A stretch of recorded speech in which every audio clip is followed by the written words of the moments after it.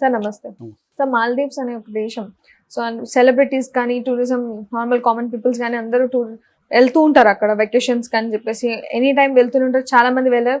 మధ్యలో న్యూ ఇయర్‌కి చాలా మంది సెలబ్రిటీస్ అని కూడా విన్నాం. సో ఇప్పుడు మళ్ళీ రావద్దని చెప్పేసి వాళ్ళన్నారు.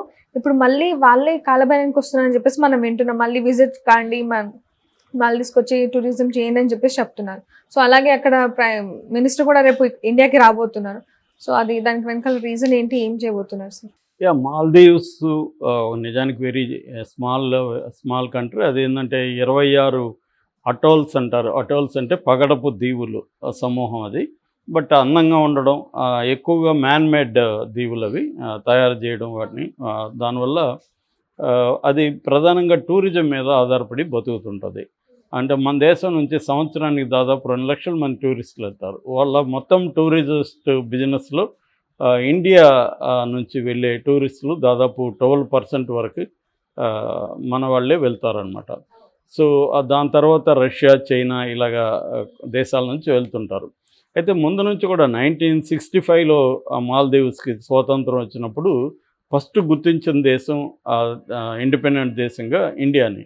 అప్పటి నుంచి కూడా ఇండియాకి మాల్దీవ్స్కి మధ్య మంచి సంబంధాలు ఉన్నాయి. 1976లో మేరీటైమ్ బౌండరీ ట్రీటీ అంటారు, సముద్ర చట్టం అది కూడా ఏర్పడింది, సరిహద్దు చట్టం. మనకి మినికాయ్ అని మన దేశంకి సరిహద్దు అన్నమాట సముద్రంలో. మినికాయ్ నుంచి 70 నాటికల్ మైల్స్ దూరంలో హిందూ మహాసముద్రంలో ఈ దీవుల సమూహం మాల్దీవ్స్ ఉంటుందన్నమాట. సో ఈ అప్పటి నుంచి కూడా ఈ ట్రెటీ ఏర్పడిన తర్వాత మనకి వాళ్ళకి అనేక రకాల సంబంధాలు ఉన్నాయి. మన గ్రేట్ మాలే ప్రాజెక్ట్ అంటారు. దాదాపు 6.74 కిలోమీటర్ల బ్రిడ్జి కన్స్ట్రక్షన్లో మనం హెల్ప్ చేశాము. అట్లాగే వాళ్ళ జాయింట్ మిలిటరీ ఎక్సర్సైజెస్ చేశారు. మన హెలికాప్టర్లు అక్కడ ఉన్నాయి. వాటిని మెయింటైన్ చేయడానికి దాదాపు 3 బెటాలియన్లు అక్కడ ఉన్నారు. 3 రకాల సైనిక స్థావరాల్ని అక్కడ ఏర్పాటు చేసి మన సైనికులు కొంతమంది అక్కడ ఉన్నారు. అట్లాగే ఇంజనీరింగ్ అండ్ ఇండస్ట్రియల్ ట్రేడ్ కూడా మనకి వాళ్ళకి మధ్య ఉంది.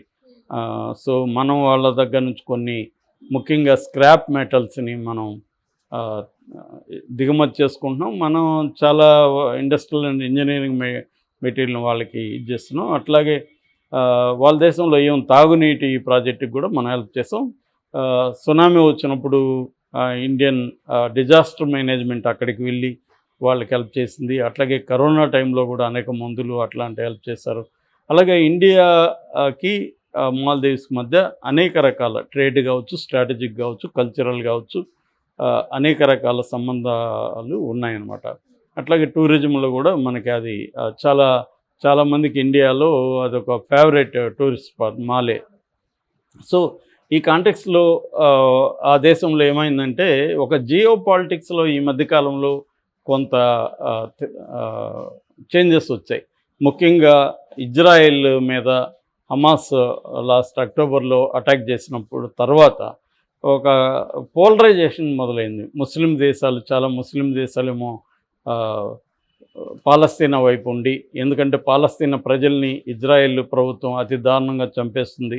దాదాపు ఇప్పటి వరకు 35,000 మందిని చంపింది. అందులో సగం మంది పిల్లలే ఉన్నారు, ఇంకా సగం మంది మహిళలు ఉన్నారు. సో వీళ్ళని దారుణంగా చంపడం కరెక్ట్ కాదని చాలా దేశాలు వాదిస్తున్నా కూడా అది వినట్లేదు. సో దానివల్ల ఇజ్రాయెల్కి సపోర్ట్ చేసే దేశాల పట్ల కూడా కొన్ని ముస్లిం దేశాలు తీవ్రమైన కోపాన్ని ప్రదర్శిస్తున్నాయి. ఇరాన్ కావచ్చు, హౌతీ కావచ్చు. అట్లాగే మాల్దీవ్స్లో కూడా 98.5% ముస్లిం పాపులేషన్, సున్నీ ముస్లిమ్స్ ఉంటారన్నమాట. సో అందుకని అక్కడ ఏంటంటే 2 రకాల పొలిటికల్ పార్టీలుగా విడిపోయారు. ఒకరేమో ప్రో ఇండియా పార్టీలు, anti India party. So anti India party గతంలో మొయిజ్జన్ అతను ఉన్నాడు. అతను సంకీర్ణ ప్రభుత్వంలో మైనార్టీగా ఉన్నాడు. సో మైనార్టీగా ఉన్నప్పుడు ఏమైందంటే లక్షద్వీపులకి వెళ్ళిన మన ప్రధానమంత్రి అక్కడ 2 డేస్ గడిపి అక్కడ బ్రహ్మాండంగా ఉంది, ఇక్కడ టూరిజాన్ని మనం బాగా డెవలప్ చేయొచ్చు, అవన్నీ ఫోటోలు పెట్టారు. దాంతో మాల్దీవ్స్లో ఉండే 3 మినిస్టర్లు నెగిటివ్గా వాళ్ళు పోస్టులు పెట్టారు సోషల్ మీడియాలో, ఎక్స్లో.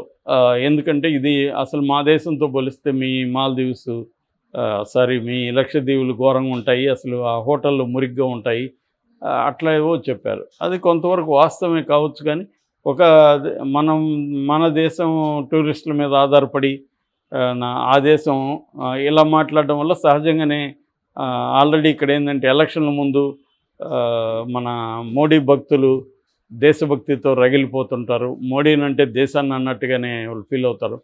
సో ఆ రకంగా వీళ్ళందరూ రగిలిపోయి ఇంకా బాయ్కాట్ మాల్దీవ్స్ అనే స్లోగన్స్ ఇచ్చారు. దాంతో దాదాపు 10,000కు పైన టికెట్స్ రద్దు చేసుకోవడం, అక్కడ హోటల్ బుకింగ్స్ కొన్ని వేలు హోటల్ బుకింగ్స్ రద్దు చేసుకోవడం, ఇవన్నీ చేశారన్నమాట. దీంతో అది ఎఫెక్ట్ అయింది. దాని తర్వాత ముగ్గురిని కూడా తొలగించారు, వాళ్ళని సారీ చెప్పించారు, మొయిజు కూడా సారీ చెప్పాడు, అవన్నీ జరిగాయి. అయితే అప్పుడు అది సంకీర్ణ ప్రభుత్వం కాబట్టి వాళ్ళకి బలం లేదు. ఆ తర్వాత మొన్న ఎన్నికలు జరిగాయి లాస్ట్ మంత్లో బ్రహ్మాండమైన మెజారిటీ వచ్చింది. అంటే ఇండియా అవుట్ అనే స్లోగన్తోనే ఎన్నికలకు వెళ్ళారు. ఇండియాలో అక్కడ ఉండే ఇండియన్ సైనికుల్ని నేను పంపించేస్తానని మొయిజు హామీ ఇచ్చాడు. సో అంతకుముందు కూడా మొయిజు చైనాకి వెళ్ళాడు. మామూలుగా ఎవరు గెలిచినా కూడా ఫస్ట్ ఇండియాకి వస్తారు, ఇండియా ఫస్ట్ అనే పాలసీ వాళ్ళకు ఉంటుంది.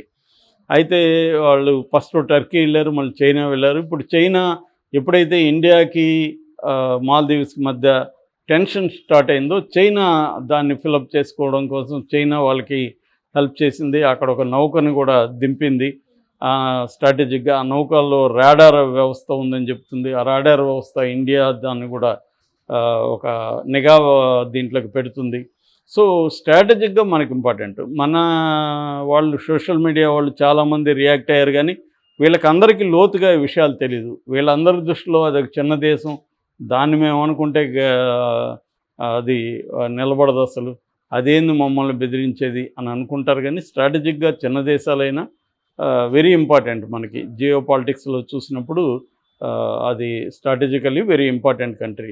వాళ్ళ అవసరం కూడా మనకి చాలా ఉంది. అది అర్థం చేసుకొని మన వాళ్ళు కూడా రియాక్ట్ అవ్వాలి. బట్ అదంతా అర్థం అయ్యే ముందే రియాక్ట్ అయిపోయారు.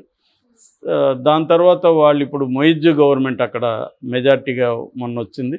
అయితే వచ్చిన తర్వాత మొయిజు కూడా May 10th డెడ్లైన్ పెట్టాడు, మీ సైనికులను మీరు తీసుకెళ్ళిపోండి అని.